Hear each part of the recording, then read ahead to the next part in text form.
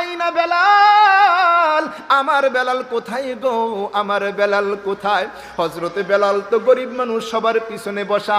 আশ্চর্য হয়ে গেলেন। সামনে আবু বকর, ওমর, ওসমান, আলী রাদিয়াল্লাহু তাআলা আনহুম, বড় বড় সাহাবায়ে কেরাম সামনে বসা। আমার মতন একজন গরিব কালো মানুষকে নবীজি কেন ডাকেন, কেন ডাকেন? আস্তে করে হাত উঁচু করলেন, লাব্বাইক ইয়া রাসূলুল্লাহ, লাব্বাইক ইয়া রাসূলুল্লাহ।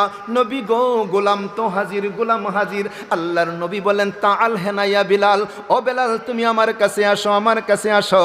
হযরতে বেলাল আস্তে আস্তে করে নবীজির সামনে আসলেন। যখন আসলেন নবীজি বললেন, ইয়া বেলাল আইয়ু আমালিন তা'মাল, বেলাল রে বলো না তুমি কি আমল করো?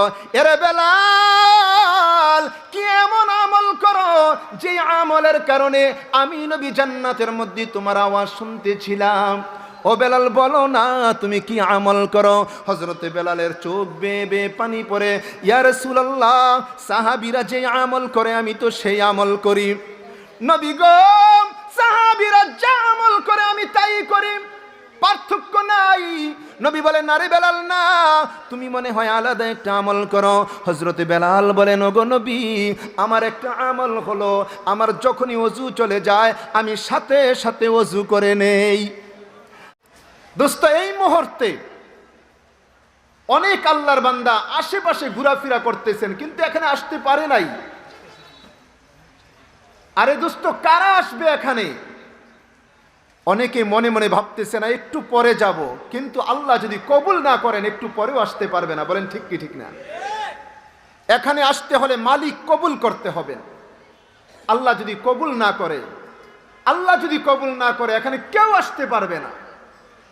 আমরা যারা আসছি, আমরা যারা বসছি, দোস্ত আমরা মনে করতেছি আমরা চলে আসছি, আমরা জান্নাতের বাগানে বসছি। আমি বলি না, আমরা এখানে কেউ আসি নাই, কেউ বসি নাই। আমাদেরকে এখানে একজনে এনেছেন, আমাদেরকে এখানে একজনে বসাইছেন। জোরে বলেন, আমাদেরকে এখানে কে এনেছেন? আর একটু জোরে বলি না, কে এনেছেন? যেই মালিক দয়া করে, মায়া করে, ভালোবেসে আপনাকে আমাকে রহমতি বরকতি মজলিসের মধ্যে এনেছেন এবং বসাইলেন, ওই আল্লাহর উপর আমরা খুশি না বেজার? কম না বেশি? যেই পরিমাণ খুশি হলাম সেই পরিমাণ আওয়াজ দিয়ে রব্বে করিম আল্লাহকে খুশি করার জন্য হৃদয় উজাড় করে উচ্চ কণ্ঠে শুকরিয়া আদায় করি। সকলে বলি আলহামদুলিল্লাহ। আর একটু জোরে বলি না আলহামদুলিল্লাহ? বলেন তো, প্রশংসা করলাম কার? খুশি হবেন কে? লাভ হবে কার? লাভ কার? লাভ আমাদের, আল্লাহর কোনো লাভ নাই। দোস্ত এখানে বসলাম, মাঝে মধ্যে একটু বলবো সুবহানাল্লাহ, আলহামদুলিল্লাহ, লা ইলাহা ইল্লাল্লাহ, আল্লাহু আকবার। দোস্ত আল্লাহর নামের জিকির করব, তবে আল্লাহর লাভ হবে না, যত লাভ আপনার আর আমার। নাকি কোম্পানিগঞ্জ, বিংলাবাড়ি, এই কুমিল্লার মানুষ যদি আল্লাহর শুকরিয়া আদায় করে তো আল্লাহর মর্যাদা বাড়বে, আল্লাহর ক্ষমতা বাড়বে। আরে আল্লাহ যেমন আছেন তেমনই থাকবেন, কিন্তু মাঝে মধ্যে একটু সুবহানাল্লাহ, আলহামদুলিল্লাহ বলবো। দোস্ত আপনার আমার আমল নামায় আল্লাহ নেকি জমা করে দিবেন। আস্তে করে শুধু বলছিস আলহামদুলিল্লাহ, কত নেকি জানেন? আজকে কোরআনের মাদ্রাসার মাহফিল, এই কোরআন এমন এক কোরআন, এই কোরআনের এক হরফ কেউ যদি তেলাওয়াত করে আল্লাহ তার আমল নামায় কমপক্ষে 10টা নেকি দান করেন। বলেন তো, এক হরফ তেলাওয়াত করলে নেকি হবে কয়টা? 10টা। আপনি আমি যখন বলছি আলহামদুলিল্লাহ, কোরআনে কারীমের সর্বপ্রথম সূরা সূরা ফাতিহা, এই সূরা ফাতিহার প্রথম শব্দ আলহামদুলিল্লাহ। আলহামদুলিল্লাহ যখন বললাম, 8টা হরফ তেলাওয়াত করলাম, আল্লাহ তাআলা আপনার আমার আমল নামায় 80টা নেকি জমা করে দিয়েছেন। আর জোরে বলি সুবহানাল্লাহ। এই যে সুবহানাল্লাহ বলেছি, অনেক সওয়াব। সুবহানাল্লাহ অর্থ হলো আল্লাহ পবিত্র। বলেন তো সুবহানাল্লাহ অর্থ কি? আল্লাহ পবিত্র। যতবার বলবো সুবহানাল্লাহ সুবহানাল্লাহ, তার মানে আমরা ঘোষণা করতেছি আল্লাহ তুমি পবিত্র, তুমি পবিত্র। আপনারা বলেন না, আমরা যদি আল্লাহকে পবিত্র বলে ঘোষণা না করি, আল্লাহ কি অপবিত্র হয়ে যাবেন? আরে সুবহানাল্লাহ বললেও আল্লাহ পবিত্র, না বললেও পবিত্র। কিন্তু বললে লাভ হবে কি? আল্লাহর কোনো লাভ নাই, লাভ আপনার আমার। আমরা যখন বলছি সুবহানাল্লাহ, আল্লাহ তুমি পবিত্র, আল্লাহ তাআলা সাথে সাথে ডেকে বলেন ফেরেশতারা সাক্ষী হয়ে যাও, যারা আমি আল্লাহকে পবিত্র বলে ঘোষণা করলো, আমি আল্লাহ এদের গুনাহগুলি মাফ করে দিলাম, আমি আল্লাহ এদেরকে পবিত্র বলে ঘোষণা করে দিলাম। আমরা আল্লাহর নাম উচ্চারণ করব তো আল্লাহ খুশি হবেন, আমল নামে নেকি দিবেন। মাঝে মধ্যে আমরা বলতে পারবো না আল্লাহর নাম? বলেন তো আমাদের বন্ধুকে, আর জোরে বলেন আমাদের বন্ধুকে, আমাদের রবকে, আর জোরে আমাদের রবকে। আল্লাহ আমারে রব, এই রবই আমার সব।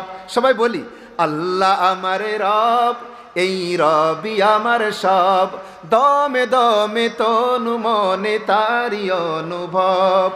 আল্লাহ আমার রব, এই রবি আমার সব। মা দর্দু জাহা গায়রে খুদা ইয়ারে নাদারম, মা দর্দু জাহা গায়রে খুদা ইয়ারে নাদারম। जुज़ियात खुदा ही चे दिगर कार नदारम, जुज़ियात खुदा ही चे दिगर कार नदारम। मैं आशिक मौला हूँ मेरी इश्क निराला, मैं आशिक मौला हूँ मेरी इश्क निराला। जुमला जहाँ जिसकी तजल्ली से उजाला, जुमला जहाँ जिसकी तजल्ली से उजाला। मैं सूरत यूसुफ को नहीं चाहने वाला, मैं सूरत यूसुफ को नहीं चाहने वाला। मैं कैस के मानंद नहीं आशिक लैला। চিৎকার মেরে বলি না আল্লাহু আকবার, জোরে বলি না আমাদের বন্ধুকে, আর জোরে বলি না আমাদের বন্ধু আল্লাহ। এ ভাই বাবা, ইমানদার মুসলমান, আমাদের রব আল্লাহ, আমাদের বন্ধু আল্লাহ। দুনিয়ার কাউকে যদি আপনি আমি বন্ধু বানাই, দুনিয়ার বন্ধু আপনার আমার কি উপকার করতে পারবে? না রে না, কিছুই তো উপকার করতে পারে না। বরং আজকের দিনে বর্তমান যুগের বন্ধুরা হয়ে গেল বন্দুক। যত দেখবেন বন্ধু মারা যায়, বন্ধুর হাতে বন্ধু মারা যায়, তাই না? বন্ধু বন্দুক দিয়েই মারে। দুনিয়ার বন্ধু কাগজের ফুলের মতো। इस दुनिया की दोस्ती मिसले कागज फूल है, देखने में खुशनुमा है बू मगर कुछ भी नहीं। এই দুনিয়ার মোহাব্বত ভালোবাসা হলো কাগজের ফুলের মতো, দেখতে সুন্দর কিন্তু কোনো ঘ্রাণ নাই। এ ভাই বাবা, আমার মালিক আল্লাহকে যদি বন্ধু বানাই, আল্লাহকে যদি আপন বানাই, আমার আল্লাহ দুনিয়ার মধ্যেও শান্তি দিবেন, আখিরাতে জান্নাতের মেহমান বানাইবেন। আমাদের বন্ধুকে, जो तू मेरा तू सब मेरा, जो तू मेरा तू सब मेरा, फलक मेरा ज़मीं मेरी। अगर एक तू नहीं मेरा तो कोई शई नहीं मेरी, अगर एक तू नहीं मेरा तो कोई शई नहीं मेरी। যার বন্ধু হয়ে যায় আল্লাহ, আসমানটা তার, জমিনটাও তার। সুবহানাল্লাহ। এ ভাই বাবা, আল্লাহকে যদি বন্ধু বানাইতে পারি, আল্লাহকে যদি আপন বানাইতে পারি, না না দুনিয়ার আর কাউকে ভয় করতে হবে না, দুনিয়ার কোনো টেনশনও করতে হবে না। যদি এক আল্লাহকে বন্ধু বানাইতে পারি, বলেন ঠিক কি ঠিক না? डरते नहीं दुनिया में मुसलमानों किसी से, डरते नहीं दुनिया में मुसलमानों किसी से। जब मिल गई दौलत ईमान नबी से, जब मिल गई दौलत ईमान नबी से। सारे दुनिया हो मुखालिफ फिर नहीं नुकसान है, डर नहीं है गम नहीं है जब खुदा रहमान है। যার বন্ধু হবে আল্লাহ, এই দুনিয়ার মধ্যেও তার কোনো ভয় নাই, আখিরাতেও কোনো টেনশন নাই। বলি না সুবহানাল্লাহ। এ ভাই বাবা, অল্প কয়েকটা দিন, বেশি দিন না, বেশি দিন আপনি আমি দুনিয়ার মধ্যে হায়াতের জিন্দেগি পাইব না রে ভাই। আমার আল্লাহ আপনাকে আমাকে অল্প দিনের জিন্দেগি দিয়া দুনিয়ার মধ্যে পাঠাইলেন। দেখতে দেখতে শিশুকাল চলে গেল, কিশোরকাল চলে গেল, যৌবনকাল চলে গেল, বৃদ্ধকাল চলতেছে।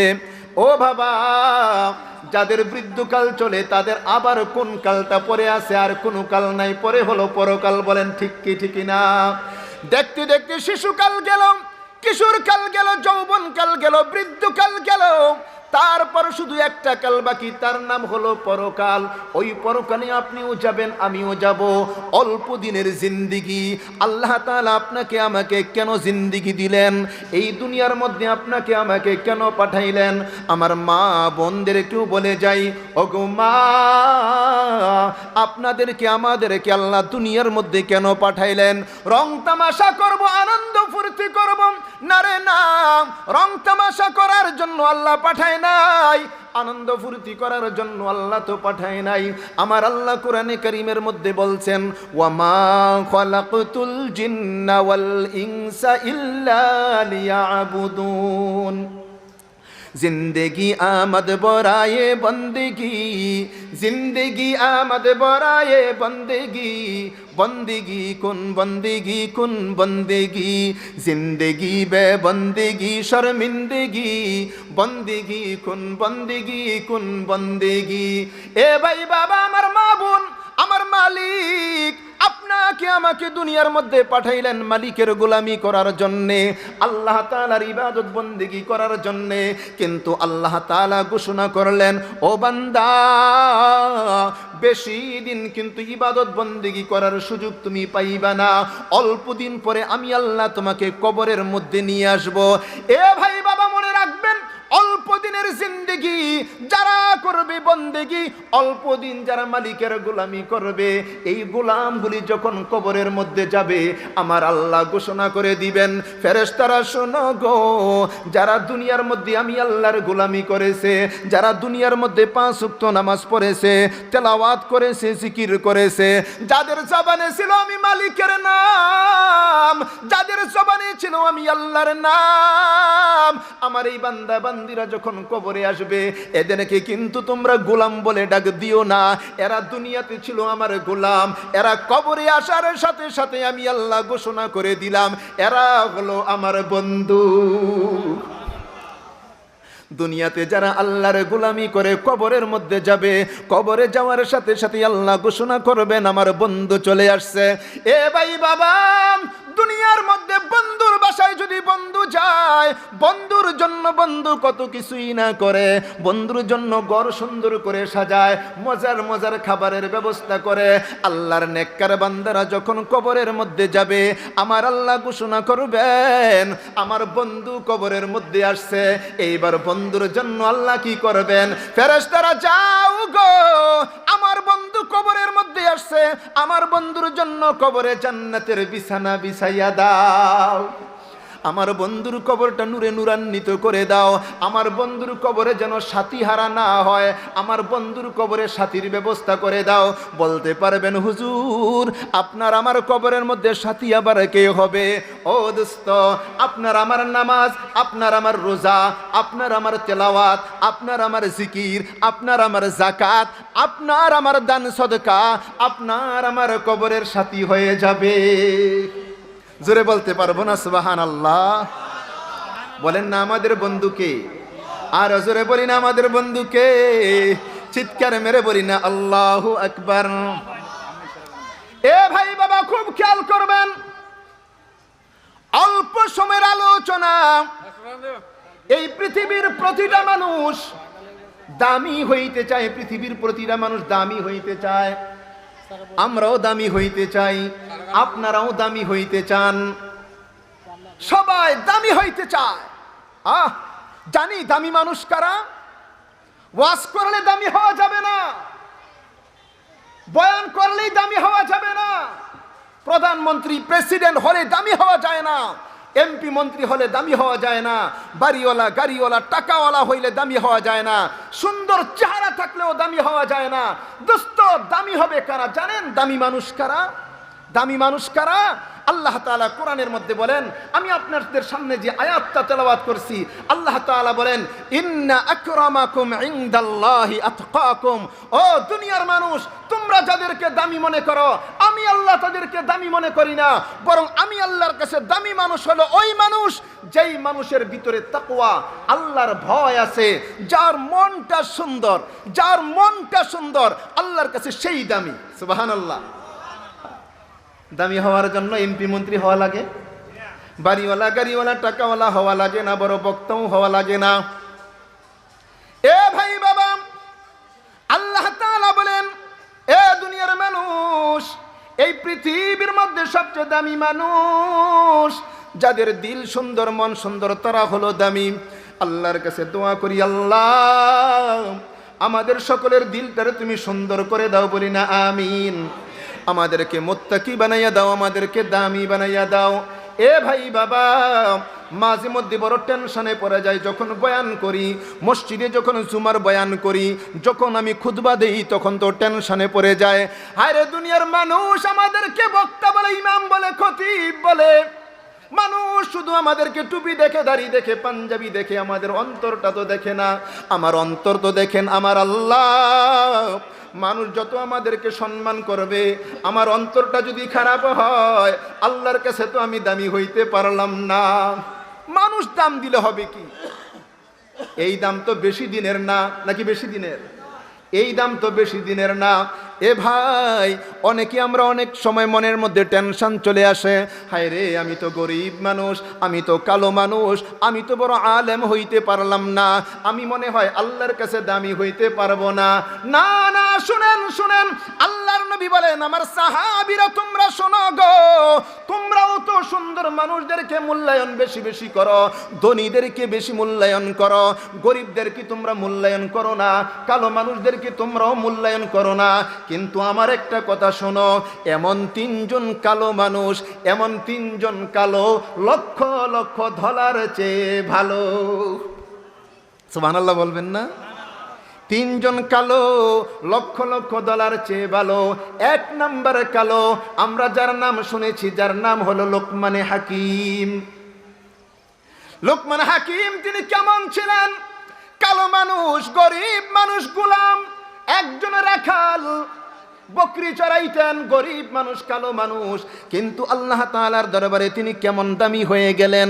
আমার আল্লাহ কোরআনে কারীমের মধ্যে একটা সূরা নাজিল করলেন, যেই সূরার নাম হলো সূরা লোকমান। গরিব মানুষ। দুই নাম্বার কালো মানুষ হযরতে মাহজা রাদিয়াল্লাহু তাআলা আনহু, যিনি হযরত উমর রাদিয়াল্লাহু তাআলা আনহুর গোলাম ছিলেন, যিনি গোলাম, যিনি কালো মানুষ, যিনি গরিব মানুষ, মানুষ তাকে মূল্যায়ন করে না, মানুষ তাকে দাম দেয় না। আল্লাহর নবী, রহমতের নবী, বরকতের নবী বলেন, আমার সাহাবীরা শোনো গো, আমার মাহজাকে তোমরা চিনো না। আমার মাহজা গরিব হইতে পারে, কালো হইতে পারে, কিন্তু আমার মাহজার দিল এত সুন্দর, মন এত সুন্দর। আমার মাহজা একটা কথা যদি বলে, কথার আওয়াজ আল্লাহর আরশে আজিমে চলে যায়। তিন নম্বর কালো মানুষ, যার নামটা আমরা সবাই জানি, যার নাম হলো হযরতে বেলাল হাবশী রাদিয়াল্লাহু তাআলা আনহু। হযরতে বেলাল তিনি তো কালো মানুষ, গোলাম, গরিব। কেমন কালো? এমন কালো, এমন কালো, যেই কালো বাংলাদেশের মধ্যে এমন কালো নাই। হযরতে বেলাল হাবশী রাদিয়াল্লাহু তাআলা আনহু এমন কালো মানুষ, আবার গরিব, আবার গোলাম, কিন্তু কত দামি হয়ে গেলেন। আল্লাহর নবী সাল্লাল্লাহু আলাইহি ওয়াসাল্লাম যখন মক্কা বিজয় করলেন, মক্কার মধ্যে সাহাবীদের সামনে নবী ঘোষণা করলেন, আমার বেলাল কই গো? ও বেলাল, তুমি কাবা ঘরের উপরে ওঠো, কাবা ঘরের উপরে দাঁড়িয়ে তুমি আযান দাও। হযরতে বেলাল গরিব, কিন্তু কেমন দামি হয়ে গেলেন। ও ভাই বাবা, এমন একটা মসজিদের মুয়াজ্জিন তিনি, এমন একটা মসজিদের মুয়াজ্জিন, যেই মসজিদের নাম হলো মসজিদে নববী, যেই মসজিদের ইমাম হলেন আল্লাহর নবী, যেই মসজিদের মধ্যে এক ওয়াক্ত নামাজ কেউ যদি আদায় করে, আমার আল্লাহ তার আমল নামায় 50,000 ওয়াক্ত নামাজের সওয়াব দেন। যেই মসজিদের মধ্যে আছে রিয়াজুল জান্নাহ, এমন একটা মসজিদের মুয়াজ্জিন, তিনি হলেন হযরতে বেলাল, কালো মানুষ, গোলাম, গরিব। অনেকের কাছেই তো ভালো লাগে না, অনেকে আয়েশা নবীজির কাছে বলে, নবী গো মানায় না, মানায় না। আল্লাহর নবী বললেন, কি আবার মানায় না? ইয়া রাসূলুল্লাহ, আপনি হলেন ইমাম আর মুয়াজ্জিন, এমন একজন যিনি গরিব, যিনি কালো, যিনি গোলাম, নবী মসজিদে নববীর সাথে তো মানায় না। আল্লাহর নবী বলেন, সাহাবীরা জানো না, আমার বেলালকে তোমরা চিনো না, আমার বেলালের দিল এত সুন্দর, আমার বেলালের মন এত সুন্দর, আমার বেলাল যদি আস্তে করে কথা কয়, এই কথার আওয়াজ আল্লাহর আরশে আজিমে চলে যায়। অনেকের কথা অনুযায়ী আল্লাহর নবী সিদ্ধান্ত নিলেন, বেলালের আজকে ফজরের আজান তুমি দিও না, নতুন একজন মুয়াজ্জিন নিয়োগ করে দিলাম, যেই মুয়াজ্জিনের কণ্ঠ হলো অনেক সুন্দর, মধুর শুনে আজান দিবে। ও বেলাল, আজকে ফজরের আজানটা তুমি দিও না, নতুন মুয়াজ্জিন আজান দিবেন। ফজরের আজানের সময় যখন হয়ে গেল, নতুন মুয়াজ্জিন আজান দেওয়ার জন্য দাঁড়িয়ে গেলেন, মধুর সুরে আজান দিলেন। বেলাল আজকে আজান দেয় নাই। হযরত বেলাল হাবশী রাদিয়াল্লাহু তাআলা আনহু আল্লাহর ঘর মসজিদের মধ্যে বসেন, আল্লাহর দরবারে হাত উঠাইয়া কান্না করেন, মালিক, আমি তো কালো মানুষ, আমি তো গোলাম, আমি তো গরিব, আমাকে দুনিয়ার মানুষ মূল্যায়ন করে না, তাতে আমার কোনো টেনশন নাই, আমি কোনো চিন্তিত না, আমার মনেও কোনো কষ্ট নাই। ও মালিক, আমি শুধু তোমার দরবারে দামি হতে চাই। কার দরবারে? আল্লাহ, আমি শুধু তোমার কাছে দামি হইতে চাই। নতুন মুয়াজ্জিন মধুর সুরে আজান দিলেন। আজান যখন শেষ হয়ে গেল, জিবরাইল আমিন আল্লাহর নবীর দরবারে হাজির হয়ে গেলেন। ইয়া রাসূলুল্লাহ, ইয়া হাবিবাল্লাহ, ঘটনা কি, ঘটনা কি? আল্লাহর নবী বললেন, কিসের আবার ঘটনা? নবী গো, আজকে কেন আপনার মসজিদে আজান হয় নাই? আল্লাহর নবী বললেন, ও জিবরাইল, আমার মসজিদে আজান তো হয়েছে, মধুর সুরে আজান হয়েছে, নতুন মুয়াজ্জিন আজান দিলেন। জিবরাইল বলেন, না গো, ও নবী, আজকে আজান হয় নাই। আল্লাহর নবী বললেন, জিবরাইল, কেন বলো আজান হয় নাই, কেন বলো আজান হয় নাই? জিবরাইল আমিন বললেন, নবী গো, প্রতিদিন বেলাল যখন আজান দিতেন, এই বেলালের আজানের আওয়াজ আল্লাহর আরশে আজিমের মধ্যে চলে যাইত। ইয়া রাসূলুল্লাহ, আজকে কে গো আজান দিল? আজকে তো আজানের আওয়াজ আল্লাহর আরশে আজিমের মধ্যে যায় নাই। রাহা গিয়া রুসমে আজাম, रह गया उसमें याजा रूह बलाली न रही, फलसफा रह गया तलकीन गजाली न रही, फलसफा रह गया तलकीन गजाली न रही। ও দোস্ত, আজকেও তো আজান আছে, বয়ান আছে, তেলাওয়াত আছে, কিন্তু শুধু একটা জিনিসের অভাব, সেইটা হলো হযরত বেলাল রাদিয়াল্লাহু তাআলা আনহুর যে রূহ ছিল, হযরত বেলাল রাদিয়াল্লাহু তাআলা আনহুর যে দিল ছিল, সেই দিল নাই। দিল, মন, সেরকম মন। ও দিল তো দিল নেহি, ও দিল তো দিল নেহি, जिस दिल में अल्लाह नहीं, ओ फुल तो फुल नहीं, जिस फुल में बू नहीं। ওই দিলটা দিল না, যেই দিলের মধ্যে আল্লাহ নাই, ওই ফুলটা ফুল না, যেই ফুলের মধ্যে কোনো গ্রান নাই। फुल ज़मी से दूर है, फुल ज़मी से दूर है, खुशबू से नहीं, तो मुझसे दूर है, दिल से नहीं। আল্লাহ ওয়ালারা বলে, মালিক, তুমি যেখানেই থাকো, যেখানেই থাকো, আমার অন্তরে শুধু তুমি, আমার মনে শুধু তুমি, আমার মনে শুধু আল্লাহ। চিৎকার মেরে বলি না আল্লাহু আকবার, আর জোরে বলি না আল্লাহু আকবার। अल्लाह अल्लाह क्या मुबारक नाम है, अल्लाह अल्लाह मोमिनों का काम है, अल्लाह अल्लाह तू मेरा महबूब है, अल्लाह अल्लाह तू मेरा माशूक है। এ ভাই বাবা বলতেছিলাম, আল্লাহর কাছে দামি হওয়ার জন্য সুন্দর হওয়া লাগে না, ধনী হওয়া লাগে না, অনেক কিছুর মালিক হওয়া লাগে না। হযরত বেলাল কালো মানুষ, কালো মানুষ কেমন দামি! আল্লাহ তাআলা আপনার নবী, আমার নবী, রহমাতুল লিল আলামিন, সাইয়্যিদুল মুরসালিন, রহমাতুল লিল আলামিন, নবীজিকে আল্লাহ দাওয়াত দিলেন, হাবিব আমার, আপনি আমার বাড়িতে আসবেন, আমার সামনে বসবেন, আমার সাথে কথা বলবেন। বলি না সুবহানাল্লাহ। আমাদের নবীকে আল্লাহ তাআলা দাওয়াত দিলেন, আল্লাহর বাড়িতে নবীজি গেলেন। আল্লাহর বাড়িতে আল্লাহর নবী যখন গেলেন, আল্লাহর সাথে মধ্যে কথা বললেন। কথা যখন শেষ, আল্লাহ তাআলা বললেন, আমার বন্ধু গো, দুনিয়ার মধ্যে যদি বিয়ের বাড়িতে বিয়ে যায়, বিয়েকে খাওয়া দাওয়া করাইয়া তারপর বিয়েকে নিয়ে একটু বাহিরে যায়, বাহিরে যাওয়ার পরে বলে, ও বিয়াই সাহেব, ওই ঘরটা আমার, ওই ঘরটা আমার বড় ভাইয়ের, ওই ঘর আমার ছোট ভাইয়ের, ওই পুকুরটা আমার ওই ভাইয়ের, এই জমিগুলি আমাদের, দেখায় কি দেখায় না? দেখায় না? আল্লাহ তাআলা বলেন, হাবিব, আমি আল্লাহ আপনাকে দাওয়াত দিয়ে আমার বাড়িতে নিয়ে আসলাম, শুধু কথা বলবো তাই না, আমি আল্লাহ আপনাকে আমার বাড়ি ঘর সব ঘুরাইয়া ঘুরাইয়া দেখাইব। আল্লাহ তাআলা আমাদের নবীকে 7 আসমান দেখাইলেন, আরশ কুরসি লৌহ কলম দেখাইলেন, জান্নাত জাহান্নাম দেখাইলেন। নবীজিকে যখন জান্নাতটা দেখাইবেন, আল্লাহ তাআলা ঘোষণা করলেন, ও জান্নাতের ফেরেশতারা যাও গো, আমার বন্ধু জান্নাত দেখবে, জান্নাত সুন্দর করে সাজাও, সুন্দর করে সাজাও। আল্লাহর নবীকে দেখানোর জন্যে জান্নাত আরো সুন্দর করে সাজানো হলো। এইবার নবী জান্নাতের মধ্যে ঢুকবেন, ডান পাশে জিবরাইল, বাম পাশে মিকাইল, পিছনে লক্ষ লক্ষ ফেরেশতার দল। নবী সামনে সামনে যাচ্ছেন, লক্ষ লক্ষ ফেরেশতারা স্লোগান দিচ্ছেন, বিশ্ব নবী, রহমতের নবী, বরকতের নবীর আগমন, শুভেচ্ছা, স্বাগতম, সুবহানাল্লাহ। আল্লাহর নবী জান্নাতের মধ্যে ঢুকলেন, নিরিবিলি নিস্তব্ধ পরিবেশ, আওয়াজ নাই, হইচই নাই, একেবারে নিস্তব্ধ পরিবেশ।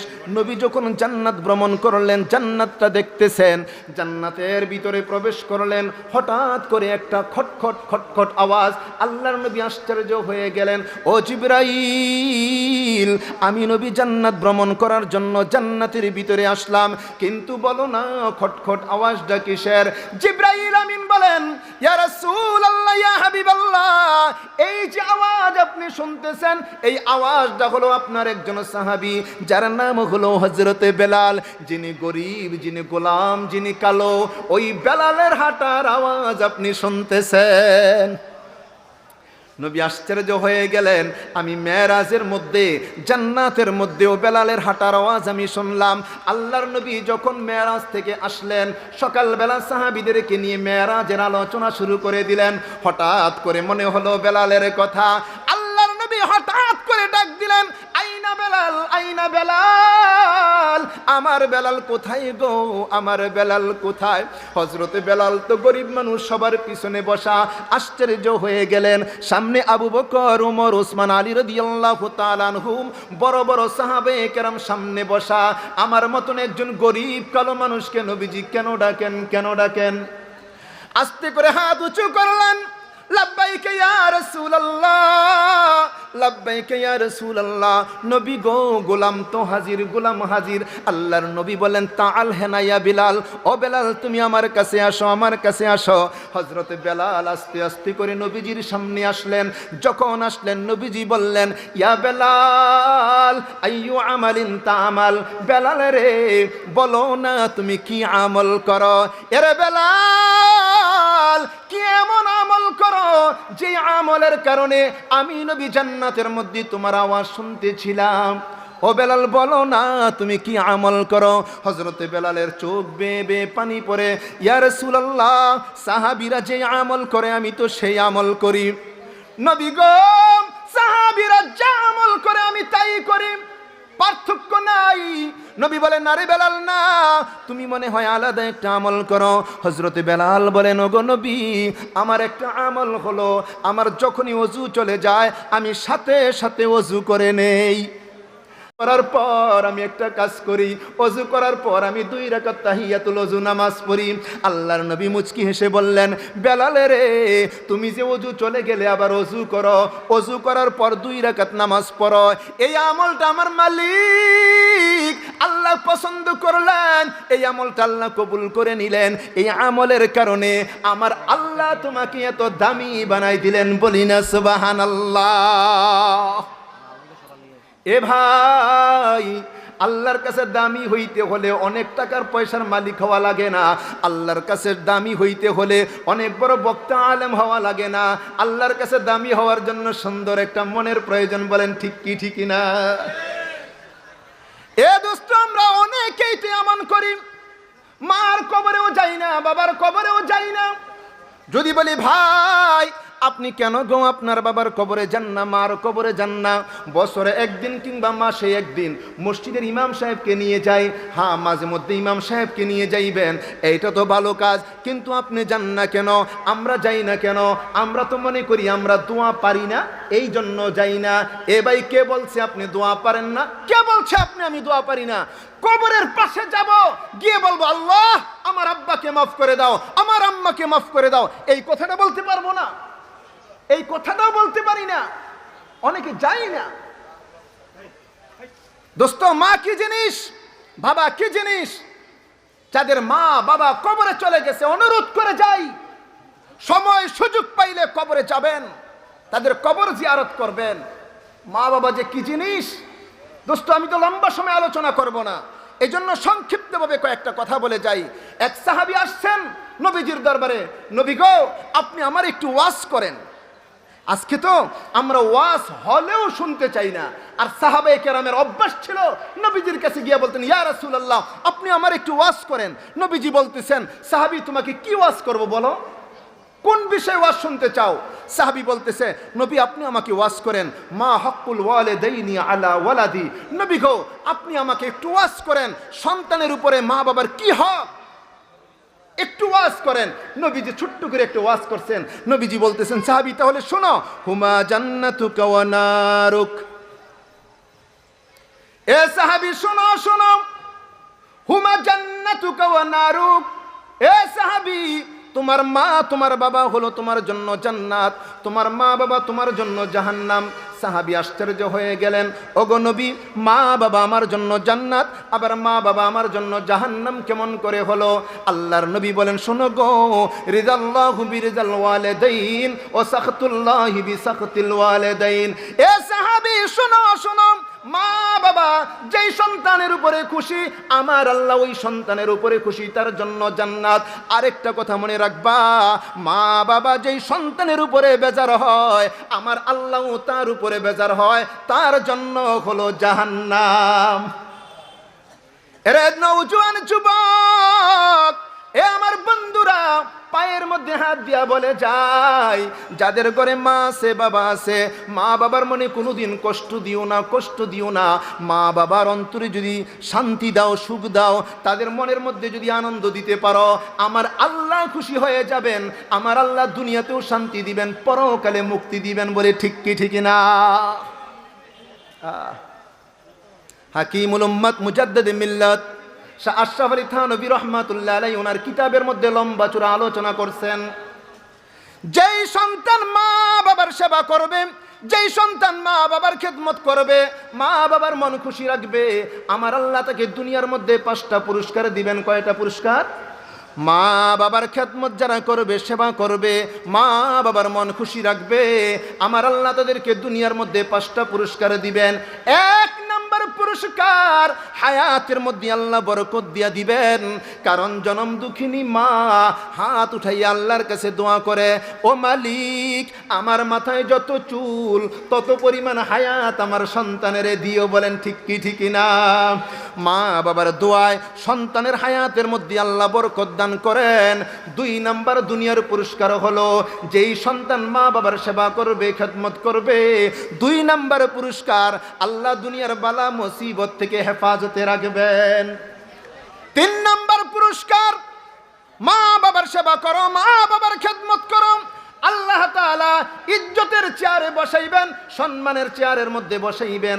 মাঝে মধ্যে আমি তো বিভিন্ন বয়ানের মধ্যে বলি, এ ভাই আপনারা মনে করেন আমার অনেক এলেম, অনেক কিছু আছে, এই জন্যই চেয়ারে বসছি।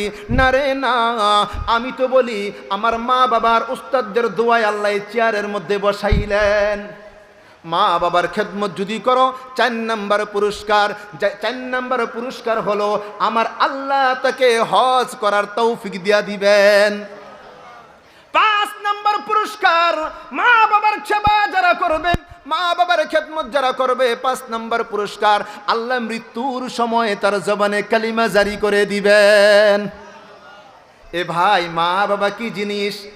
যুবক বন্ধু, আমি তোমাদেরকে বলে যাই, আল্লাহ তাআলা যদি তোমাদেরকে অনেক টাকা পয়সার মালিক বানায়, তোমরা হজ করার জন্য মক্কা মদিনার মধ্যে যাইবা, আমার ভাইয়েরা আপনারাও যাবেন, বাবারাও যাবেন, কিন্তু মনে রাখবেন আপনি যদি হজ করতে যান কমপক্ষে 6 থেকে 7 থেকে 8 লক্ষ টাকা আপনার প্রয়োজন।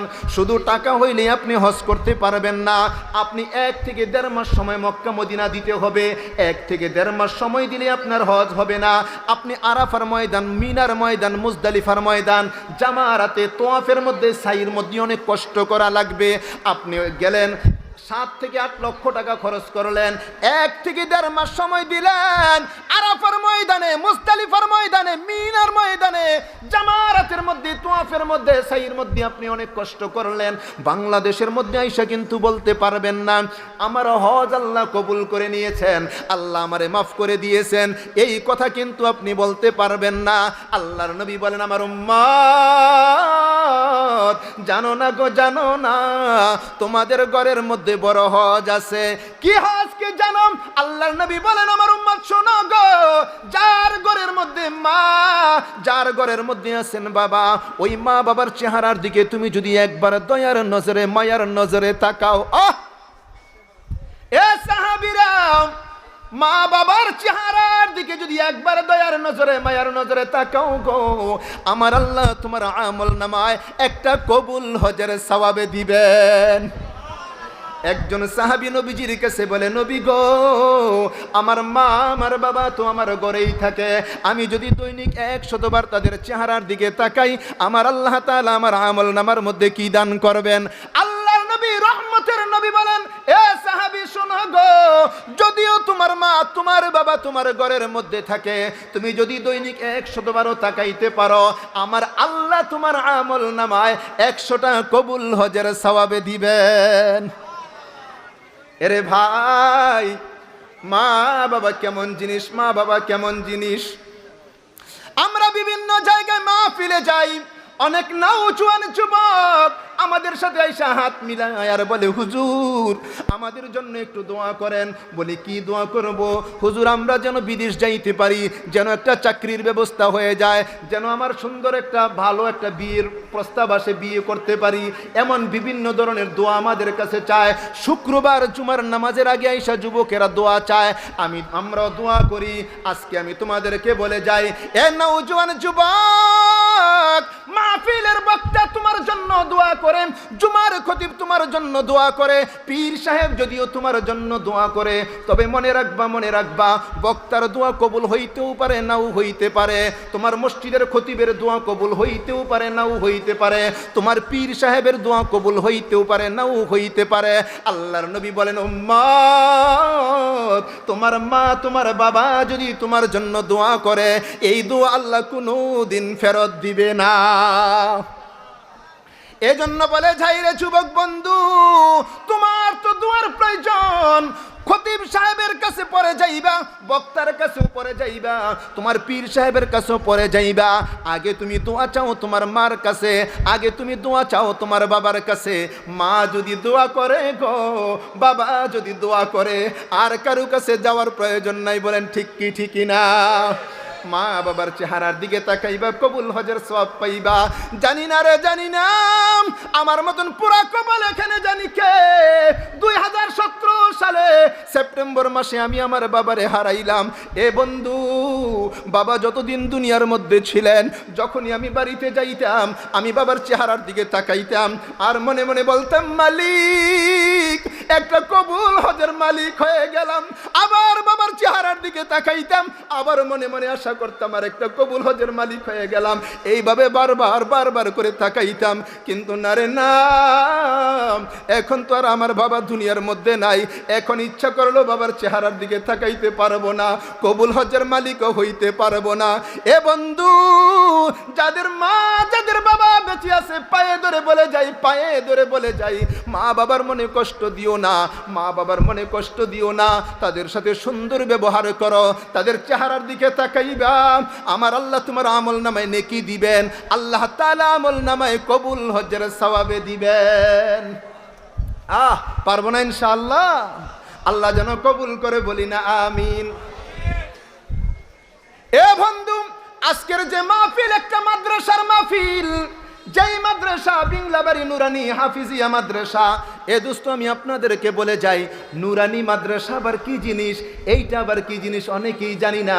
নুরানি মাদ্রাসা হলো যেই মাদ্রাসার মধ্যে বাংলা পড়ায়, ইংরেজি পড়ায়, ইতিহাস ভূগোল পড়ায়, সাধারণ জ্ঞান পড়ায়, হাদিস পড়ায়, কোরআন পড়ায়। বলি না আলহামদুলিল্লাহ। নুরানি মাদ্রাসা, জানি না আপনাদের নুরানি মাদ্রাসা কতটুকু মাদ্রাসা, আমার এইটাও জানা নাই, কিন্তু নুরানি মাদ্রাসা আমাদের জন্য একটা রহমত, ঐশী নিয়ামত, ঐশী নিয়ামত। স্কুলের মধ্যে আপনি শিশু পড়ান, 1 পড়ান, 2 পড়ান, 3 পড়ান, 4 পড়ান, পড়াইছেন ভালো কথা, তারা কি শিখছে? বাংলা, অঙ্ক, ইংরেজি, ইতিহাস, ভূগোল এগুলি শিখছে, তাই না? আর মাদ্রাসার মধ্যে নুরানি বিভাগে আপনার আমার সন্তান যদি ঢুকাইতে পারি, দোস্ত স্কুলের মধ্যে যেই বাংলা, অঙ্ক, ইংরেজি, ইতিহাস, ভূগোল পড়বে, আমাদের প্রত্যেকটা নুরানি মাদ্রাসায় স্কুলের মতো বাংলা, অঙ্ক, ইংরেজি, ইতিহাস, ভূগোল পড়ে। বলি আলহামদুলিল্লাহ।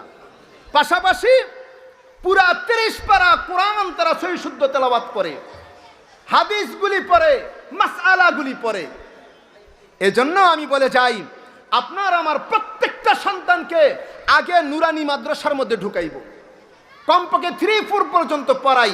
তারপরে আপনাদের মন চাইলে স্কুলে নিবেন, কলেজে দিবেন, ভার্সিটিতে দিবেন, ডাক্তার, ইঞ্জিনিয়ার, ব্যারিস্টার যা ইচ্ছা তাই বানাইবেন, সমস্যা নাই।